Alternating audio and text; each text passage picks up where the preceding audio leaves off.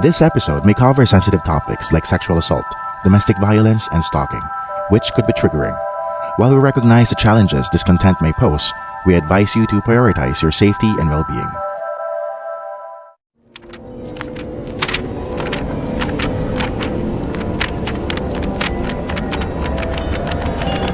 The Book of Bad Ideas.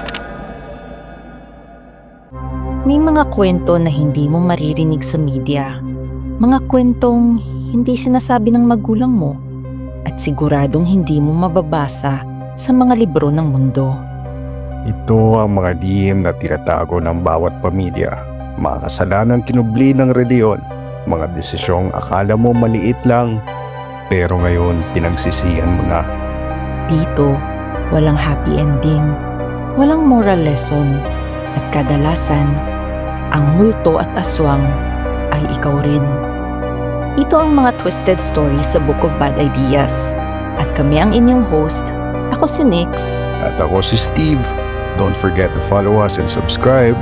At humanda na kayo sa ating storyang hindi mo dapat pakinggan mag-isa.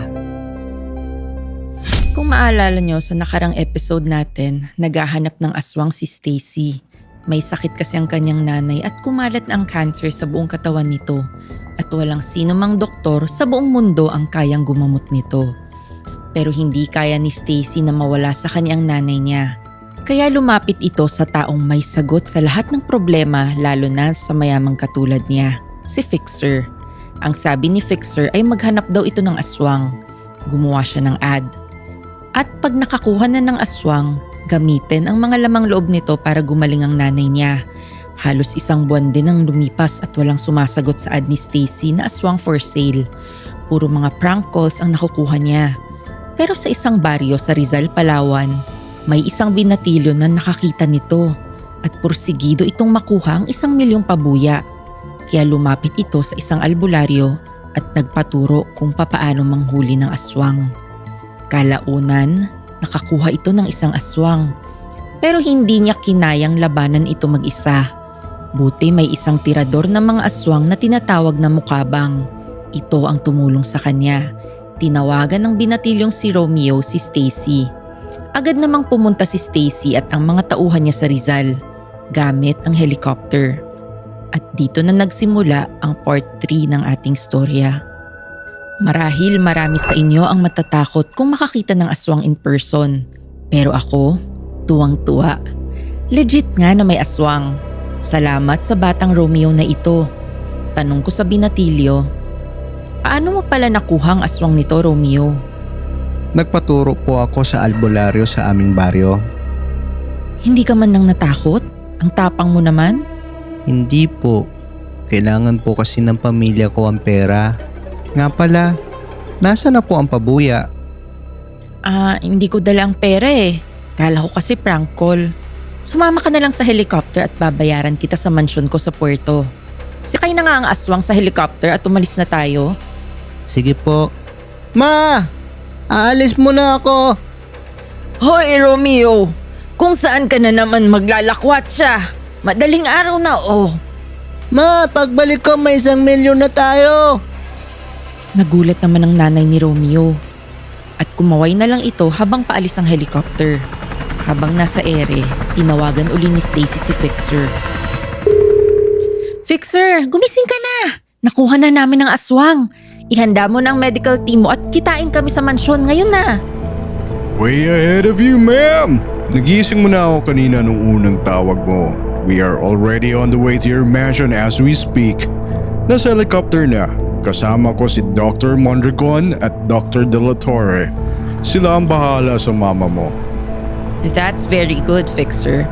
If everything goes well, baka may bonus ka pa sa akin.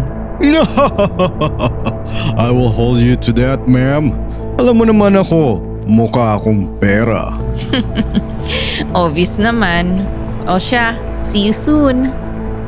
Habang tuwang-tuwa ako sa pangyayari, hindi ko alam na may sumusunod na helicopter sa amin. Nakita ito ng mga tauhan ko at nireport sa akin. Nabahala naman ako at kinabahan. Tinanong ko ang piloto. Lieutenant Corpus, sinong sumusunod sa atin? Air Force ba yan? Negative, ma'am. Tinanong ko kanina sa Air Force, hindi daw nila helicopter yan. Kanina ko pa din nire-radyo ang helicopter na yan para identify ang kanilang sarili, pero hindi ito sumasagot. Ilang minutes pa tayo from the mansion?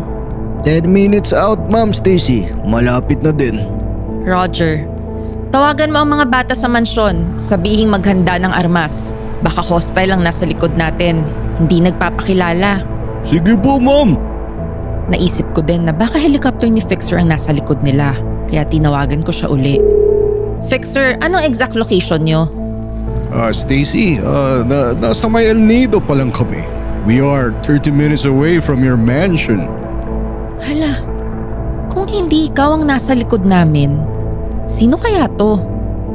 May helicopter na sumusunod sa inyo? Yes, ayaw mag-identify kung sino sila eh. Naku, parang pamilyar ang modus na yan. Pa-describe mo nga sa akin ang helicopter. Check mo kung may logo o insignia. Roger, kunin mo nga ang binoculars at hanap ka nga ng logo sa helicopter na sumusunod sa atin. Sige po, ma'am. Wait. Tagal ding tinitigan ni Roger ang helicopter hanggang sa sumigaw ito. Ma'am! Parang may logo ng maligno at nakatali ng kadena. Tapos nakalagay na text, Maligno Batalyon? Narinig mo ba, Fixer? Maligno Batalyon daw ang nakasulat. Naku, yari. Bilisan nyo kaagad makauwi. Antayin nyo ako bago kayo Bago pa matapos ni Fixer ang sinasabi niya, nagulat ako sa sigaw ni Roger. Ma'am! May lumabas pong sundalo at may RPG! Ha? Anong sinasabi? RPG? Dumungaw ako palabas at nagulat sa nakita ko. Totoo nga at nakatutok sa amin ng RPG at bigla itong nagpaputok. Tinamaan ang likod namin. Pero magaling naman ang aming piloto at nakapag-landing pa kami sa kagubatan ng Iwahig. Pagkabagsak namin, halos lahat sa amin ay may sugat dahil sa pagsabog at pag-crash landing. Pero nagpapasalamat akong buhay kami lahat. Alisto naman ako at sinabihan ng mga tauhan ko na maghanda. Tumayo na kayong lahat at agad yung kunin mga baril nyo. Kung sino man ang nasa likod natin kanina, gusto nila tayong patayin. Yes po, boss! Domeng, kunin mo ang M16 sa box. I-secure nyo rin ang aswang. Tawagan nyo rin si Jose at sunduin tayo sa location natin. Parang nasa Iwahig ata tayo. Yes, ma'am! Ma'am Stacy, bakit po tayo pinasabog? Sino po sila? Hindi ko rin alam, Romeo. Pero isa lang ang alam ko. Gusto nila tayong patayin. Pasensya ka na't nadamay ka ha. Eto, kunin mo ang 45. Ipagtanggol mo ang sarili mo. Okay lang po, ma'am. Gagawin ko ang lahat para sa 1 milyon. Mabuti naman. Kahit sinabi ko ito kay Romeo, tila naawa ako at nadamay ang bata sa pinasok kong gulo. Hindi ko alam kung sino ang mga ito pero tiyak ako may kinalaman ito sa aswang na kinuha namin. Kailangan din ba nila ng aswang? May sakit din ba sila at ito lang ba ang tugon? Pero parang militar sila. Pero hindi Air Force. Baka rebelde?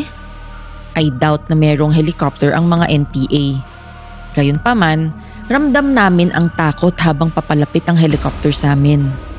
Ayan na sila mga bata! Paputukan nyo! Sabay namin tinutok ang mga baril namin at pinaulanan ng bala ang mga helicopter na parating. Bumagsak ito. Tagumpay kami. Kala nila ha? Bumagsak ito malapit sa crash site namin. Pinagmasdan namin ito habang nasusunog. Pero nagulat kami nang merong lumabas na nasusunog sa helicopter. Nagulat kami. May mga nilalang na nasusunog na lumabas. 2 sila. Naka-uniforme na pang-militar. May hawak na M16. Naglalakad habang nasusunog ang mga ito. Hindi kami makagalaw dahil sa takot. Pero nang mahimasmasan ako at nang tinutukan na nila kami ng baril. Hoy! Magsigalaw kayo at huwag matakot! Paputukan nyo nga ang mga nilalang na yan! Pinaputukan namin sila. Halos 2 minuto din ang tinagal. Pero patuloy silang lumapit sa amin. Hindi nila ininda ang mga tama ng baril. Naubusan na kami ng bala at wala nang magawa. Sabi ko sa aking sarili, katapusan na namin ito. Pero nagulat ako nang kinuha lang nila ang aswang. at hinila ito papunta sa gubat. Gusto ko sanang makipaglaban dahil ito lang ang tanging kasagutan sa mga sakit ni Mama. Pero wala akong magawa. Mas lalo kong hindi matutulungan si Mama kung patay na ako. Pero pinagtataka ko rin, bakit hindi nila kami sinaktan? Ito lang ba ang tanging pakay nila? Kunin ng aswang? Baka aswang din sila. Bago pa tuluyang makatakas ang mga nilalang na ito, dumating naman ang helicopter ni Fixer at hinabol ang mga nilalang. Sigaw nito. Hoy! Sa akin ang aswang na yan! Bitawan nyo! Huminto ang mga nilalang na ito. Tiningnan naman ng babaeng sundalo si Fixer at lumapit sa kanya. Sabi ko na nga ba, ikaw na naman Fixer. Ikaw ang laging nanggugulo sa aming mundo. Nang makilala ni Fixer ang mukha ng babae, natakot ito. Ganito pala matakot si Fixer. Major! Naku, ikaw pala yan. Hindi mo sinabi. Sana tumawag ka man lang. Bakit kailangan mong pang magpasabog ng helicopter? Hahaha, kau talaga. Lahat talaga ay biro sa'yo, Fixer. Pero ang ginawa niyo ay hindi biro. Alam mong konti na nga lang ang mga aswang sa Pilipinas. Hands off ang mga aswang tulad namin sa mga business mo. At hindi na ako major ngayon. Teniente na lamang. Teniente? Aba, anong ginawa mo, Major? Bakit ka na-demote? Anong katarantaduhan mo? Tumahimik ka. Next time na gawin mo to, magtutuos tayo. Di ka na talaga mabiro, Major. Sige, lulubuyan ko muna ang mga deals ko tungkol sa aswang. Pero wag mo akong tatakutin, Major.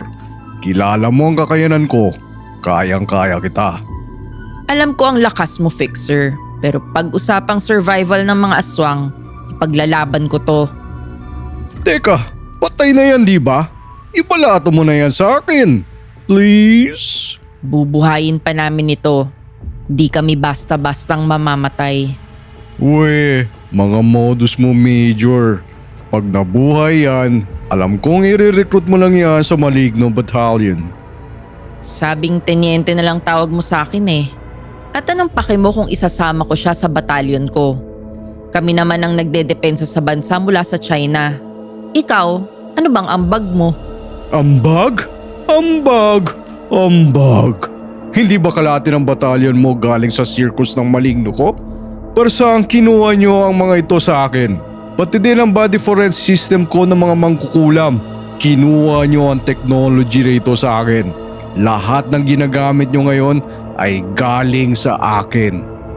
Hindi na sumagot ang babaeng militar na tinatawag ni Fixer na Major at umalis na sila papunta sa kagubatan. Sumakay na kami sa helicopter ni Fixer at umuwi siya sa mansyon namin sa puerto. Pinayaran ko ang batang si Romeo ng 1,000,000. Kahit na nakuha sa akin ang aswang. Pinaghirapan din niya para makuha ito, kawawa naman. Sabi din ni Fixer sa batang Romeo na i-consider nito ang maging parte ng organization niya. Magaling daw ito at may use si Fixer para sa kanya. Binigyan niya ito ng calling card. Binisita ko naman ang room ni Mama at niyakap ito. Umiyak ako. Pumasok naman si Fixer at hinawakan ng balikat ko. Huwag kang mag-alala, Stacy. Kaya pa din nating pagalingin si mama mo. Paano? Kinuha ng militar ang aswang. Wala na talaga. Dapat ko nang i-accept na mamamatay na si Mama. Hindi mo ba talaga ako kilala, Stacy? I always have a plan B. Bigyan mo ako ng 10 milyon ngayon at bukas na bukas din may bago kang aswang. Hindi ko alam kung joke ba ito. Pero kung ano ang plano niya, last hope ko na ito. Agad akong nagbigay ng 10 milyon at umalis na itong nakangiti. Minsan parang naisip ko na scammer itong si Fixer. Pero kinabukasan, nagulat ako at paggising ko, si Mama ang nanggising sa akin. Pinagtimpla ko ng kape at may dalang almusal sa kama ko. Ma! Magaling ka na? Pero paano? Yes, I feel as healthy as a 20-year-old. All thanks to you at sa Fixer na yan. Pero paano? Tsaka nasan si Fixer? Well. Yes, I'm here, Stacy. Just as promised, okay na si mama mo. Dinala ko kaninang madaling araw ang mga organs ng aswang at sinagawa din namin ang operasyon kasama ang mga doktor. And voila! Your mom is as good as new! Pero saan kinuha ang organs ng aswang?